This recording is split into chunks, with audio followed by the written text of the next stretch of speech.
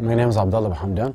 I'm Lebanese. I've been fighting since I was 13 years old. I've been doing boxing and Muay Thai and kickboxing for a very long time. I also do Jiu-Jitsu and wrestling. I have Intercontinental Muay Thai title, WMC Middle East Muay Thai title.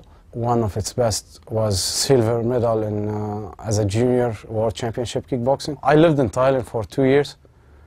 I've trained, I fought there. That experience gave me the push to continue fighting. I train in the Champions Club under the instructions of Prince Amir. I used to work as a bouncer. My job was to stop fights. I rarely fight in bars, and it's hard to push me to fight in a bar.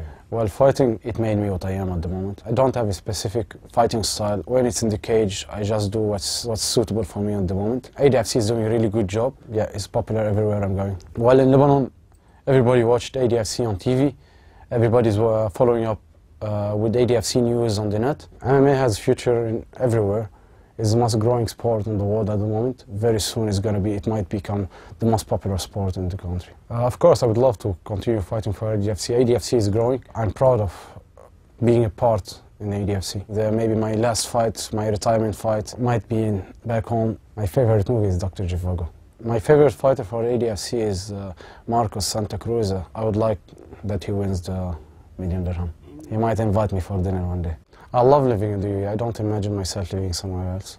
Maybe I'm scared of God's punishment. My father used to be a boxing champion in the 60s. He used to be the Arab champion. He used to be the Mediterranean champion. Wherever I am when I'm fighting, I call them. If I'm winning, if I'm losing, they don't have too much impression. It's something normal for them. Even for the $1 million or for the world championship or for just a normal amateur championship, I think I would be fighting the same way. If it's worth it as a challenge, of course I would do it. It's just me in the ring.